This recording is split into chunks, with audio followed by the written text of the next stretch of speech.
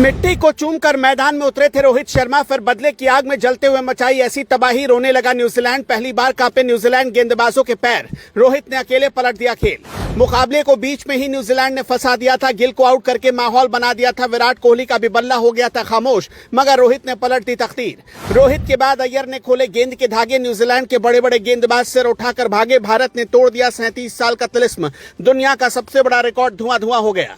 वक्त ने करवट ली, कहानी बदल गई, जो जख्म पुराने थे वो निशानी बदल गई। जो कभी गिराए थे अब वही गिर गए, मैदान वही था पर जीत हमारी हो गई। भारतीय टीम को क्यों दुनिया की नंबर 1 टीम कहा जाता है? जिस टीम में रोहित शर्मा होते हैं वो कैसे तबाही मचाती है, जिस टीम में दुनिया के सबसे खतरनाक स्पिन गेंदबाज होते हैं वो क्या कुछ कर जाते हैं, इसका सबूत भारतीय टीम ने पेश कर दिया। जो जख्म कभी न्यूजीलैंड ने भारत को दिए थे उन जख्मों का सूद समेत हिसाब कर दिया।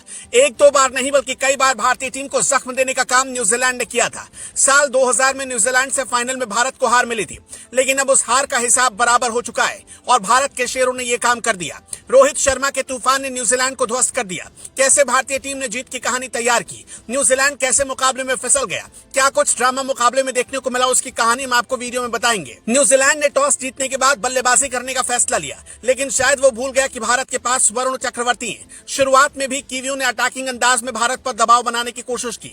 तेज गेंदबाज दबाव में आए और मामला ऐसा लग रहा था कि फंस सकता है। तो फिर क्या था? रोहित ने जबरदस्त कप्तानी करते हुए बिना देरी किए वरुण चक्रवर्ती को मैदान में बुला लिया।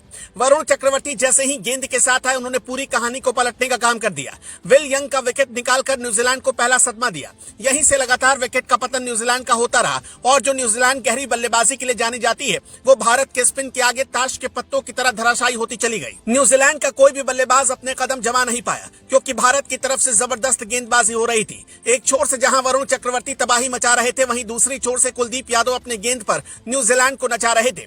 वहीं रविंद्र जडेजा ने भी कमाल की गेंदबाजी की और नतीजा क्या रहा? कीवी टीम 251 रन पर सिमट गई। फाइनल का मुकाबला था, इतने रन भी कुछ कम नहीं थे, लेकिन रोहित के पास हिटमैन की ताकत है। और फिर क्या था? रोहित शर्मा जैसे ही बल्लेबाजी करने के लिए आए, एकदम बदले की आग में जलते हुए उन्होंने तबाही मचानी शुरू कर दी।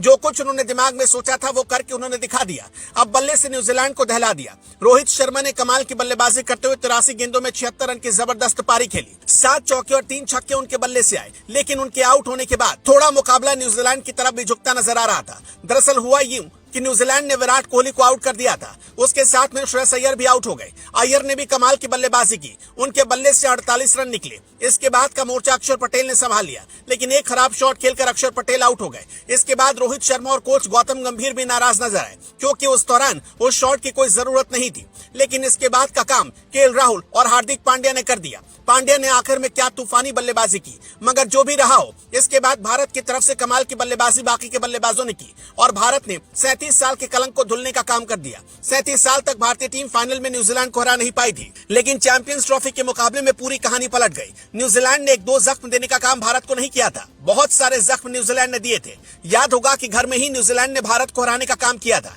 टेस्ट सीरीज हराने के बाद रोहित शर्मा का मनोबल टूटा था, लेकिन किसने सोचा था किस तरीके से घातक बदला भारत लेगा और न्यूजीलैंड को फाइनल में तबाह करेगा। जो कुछ भारतीय टीम के शेरों ने कहानी तैयार की थी उसको पूरा करने का काम किया। न्यूजीलैंड को फाइनल मुकाबले में धड़ाम करने का काम किया। इस जीत के साथ भारत ने चैंपियंस ट्रॉफी को अपने नाम करते हुए दुनिया को एक बार फिर अपनी ताकत दिखा दी। भारतीय टीम के प्रदर्शन पर आप क्या कुछ कहना चाहेंगे? कमेंट करके हमें जरूर बताएं।